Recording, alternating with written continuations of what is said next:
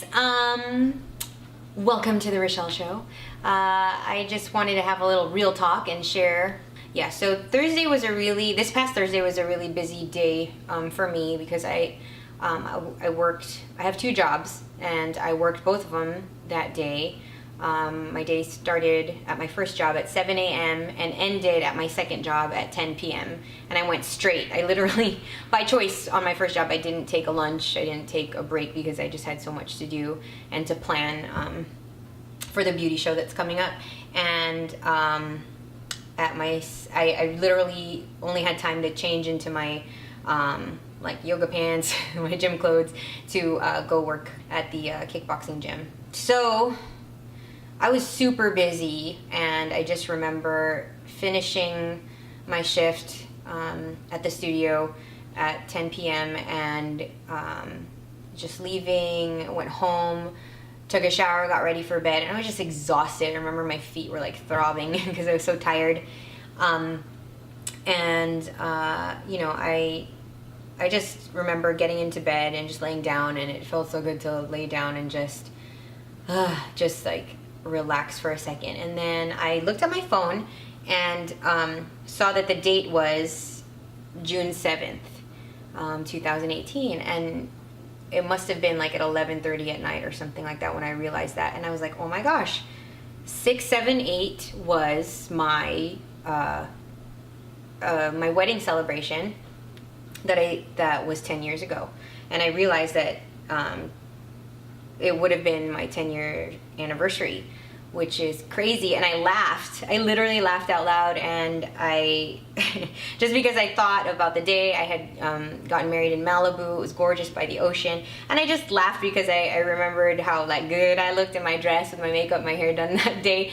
But it was just funny because I never thought that I would have split with my ex, obviously the day that I got married. But I just thought about how in that moment, lying in my bed, I was super exhausted, tired, but really happy, like just very happy. And I just thought about how sometimes after people like break up or get a divorce, they get so down and depressed and sad, and they think that their life is over, like their world is ending. I mean, to be honest, when it happened to me, like my heart was broken, and I really thought, how am I going to go on at the time when I had split with him.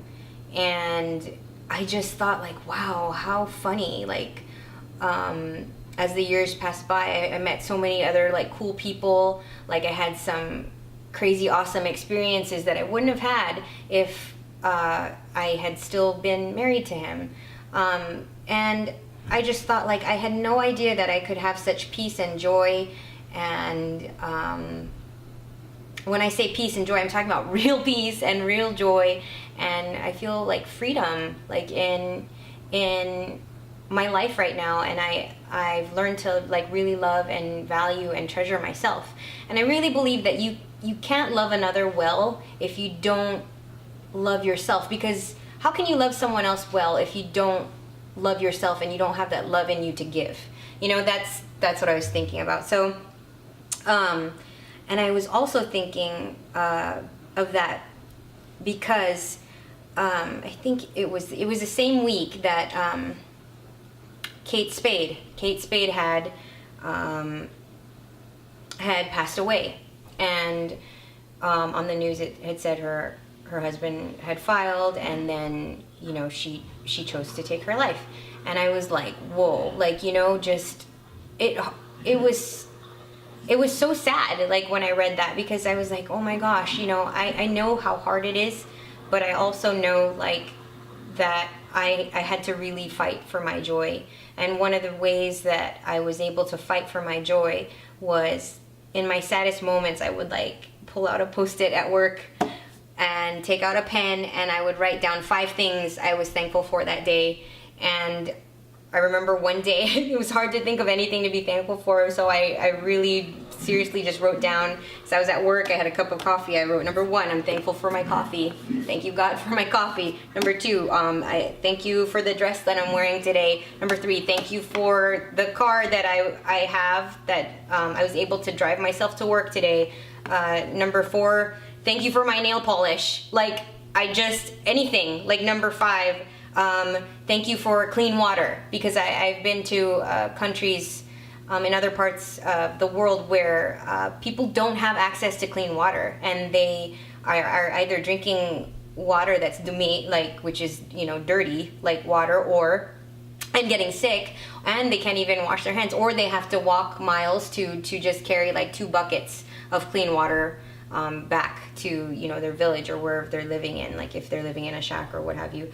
So I've seen that, and so I knew that I had to fight for my joy and be thankful for what I have, even though it looked like my world was falling apart. And I guess that night, what I'm trying to say is that night I really felt that I needed to say something on that, the day that would have been my 10-year anniversary. I needed to say something out loud and share it, because, you know, when you're on Instagram or Facebook, you always see people say, oh, you know, happy 4th anniversary, happy, you know, 10th anniversary, happy 20th anniversary. And it's always like talking about the happy times. And that's wonderful.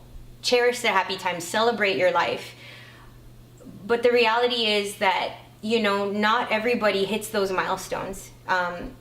We're human, we make mistakes, we fail at things, and lots of times people are so ashamed they don't want to talk about it. So I really, really felt passionate about saying something and saying it out loud about what would have been my anniversary, but since it wasn't, like, that's okay. You can still have joy, you can still move on, you can still enjoy your life. A breakup doesn't define you. That's not who you are. You know, how much you make does not define you. That's your net worth. It's not your self-worth. You know, you can't define success by money and status, social status. Obviously, I mean, if, you know, this woman who is so talented, I mean, I loved her designs. I still do. I mean, my sister gave me a phone case, a Kate Spade phone case for my birthday that just passed. It was last month. And my brother, Francis, sent me a Kate Spade clutch. I just love the clover. The design is always timeless, classy, elegant, you know, the things that she would design. And such a talented, wonderful style she had. So I could just imagine what a creative woman she was, you know, and it just saddened me to know that, like, you know, she took her life. It just really saddened me, and I really wanted to say something out loud and say that you can move forward after going, or, you know, while going through hard times, you can fight for your joy. It's all here. It's all here. It's all a mindset. It's really hard, but you can do it, and it's possible as long as you're driven and determined.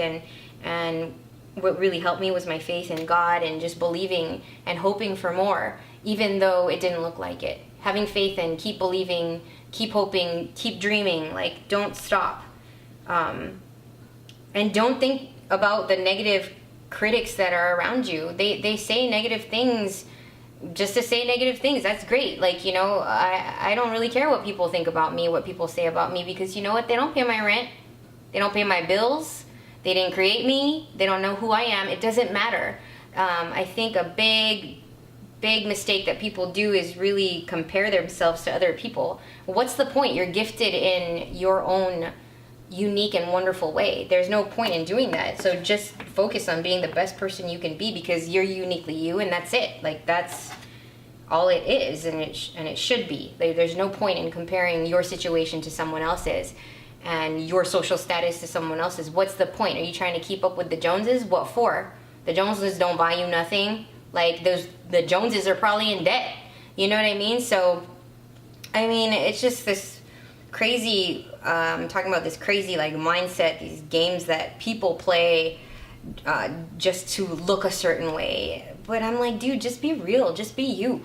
Like, that's it. Like, just be you. And I'm all about being real, keeping it 100, being honest. Like, I don't know why people try to hide stuff. It's crazy to me. And just understand that everyone goes through hard times. There's nothing to be ashamed of. And I want to talk about it. I want to say something out loud. I want to have a conversation about it, so people know that they're not alone. We're all running this race called life. We're all living it So why don't we encourage each other instead of shooting people down? Like I'd rather surround myself with people who encourage me to be better, stronger. I would rather be around someone who does that than a person who tries to bring you down. Don't waste your time with people trying to bring you down, because you just don't got no time for that. I'm just saying, like, life is too short. So surround yourself with people who encourage you, light your fire, who are kind, who want the best for you. And that person, those people will help you grow and become the best you that you can be. It's really quality over quantity. I don't care how many friends I have. I'd rather have quality friends who care about me, who want the best for me, instead of those who don't have the best intentions. And you can always tell if a person is selfish or selfless by the words that they speak. Just listen to what they say, because the words that they speak reflect what's in their heart, and also by the actions that they do, like how they live out their life, how they treat you. You know, you can tell what kind of person they are just by the way that they live their life, and that's their life message, by what they do and how they treat other people. So, I mean, you can tell a lot about a person when you go with them to a restaurant and you see how they treat the server. You know, do they treat them kindly, or do they treat the server like, you know, that server's beneath them and, oh, get me this, get me that, you know. I'm not all about that attitude. I'm all for the golden rule. Treat people the way you want to be treated. So, point is, I just want people to know that you're not alone.